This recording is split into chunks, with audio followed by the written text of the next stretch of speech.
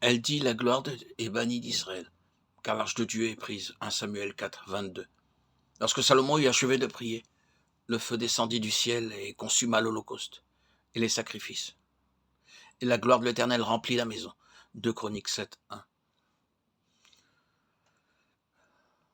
Notre attention est attirée par ces deux portions des Écritures. Il s'est écoulé environ 140 ans entre ces deux événements qui nous sont relatés dans ces deux versets.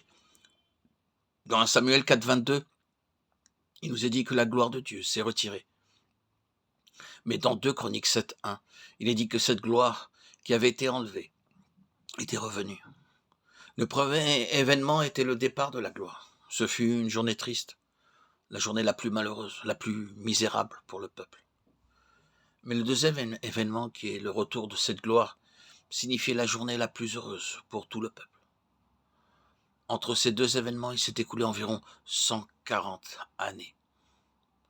Si nous étudions attentivement ces deux livres de Samuel et des Chroniques, nous constatons que les conditions qui prévalaient à cette époque correspondent à celles que nous vivons de nos jours. C'est pourquoi ces portions de l'Écriture sont d'une grande utilité pour nous. Dieu a utilisé essentiellement 4 personnes pour amener sa gloire, à savoir Anne, Samuel, David et Salomon. Gardez bien en pensée les noms de ces 4 personnes, car elles représentent 4 grands principes divins selon lesquels Dieu agissait afin de ramener la gloire en Israël.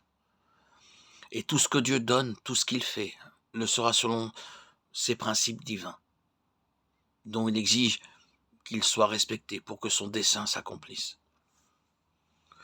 La première grande leçon que nous apprenons ici, c'est comment Dieu agit pour faire de nous des collaborateurs, des compagnons, des participants de son œuvre. Il ne veut pas seulement nous pardonner nos péchés, mais il veut faire de nous ses compagnons, ses collaborateurs, ses amis liés à son œuvre. La plupart des gens s'imaginent que le salut, c'est de recevoir le pardon des péchés, puis de vivre tant bien que mal sur cette terre et plus tard d'avoir une place au ciel. Mais ceci, en fait, n'est qu'une infime partie de ce grand salut, car nous avons un très grand salut. Comment échapperons-nous en négligeant un si grand salut? Hébreux 2, 3. C'est un grand salut. Nous avons besoin de toute l'éternité pour en découvrir la véritable grandeur. Il n'y a pas un seul endroit dans toute la Bible où les anges sont appelés les collaborateurs de Dieu. Mais s'il y a des anges puissants, des anges rayonnants, des anges en grand nombre, bénissez l'Éternel, vous ces anges qui êtes puissants en force et qui exécutez ses ordres en obéissant à la voix de sa parole. Psaume 103, 20. Comme elle ne savait que penser de cela, voici 2 hommes leur apparurent en habits resplendissants. Luc 24, 4.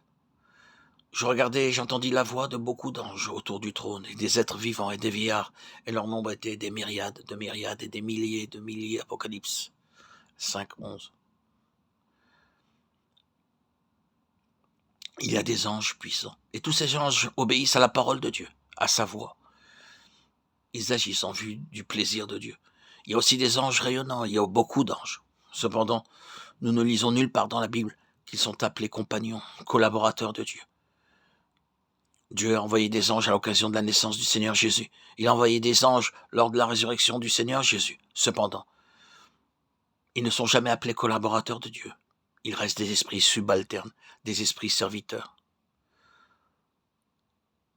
Et nous a choisis, élus, pour devenir ses collaborateurs, ses ambassadeurs, ses représentants, ses amis.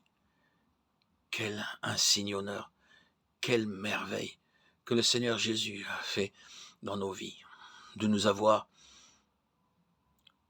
prédestinés à cet immense, insigne honneur. À lui soit toute la gloire et les honneurs pour les siècles des siècles.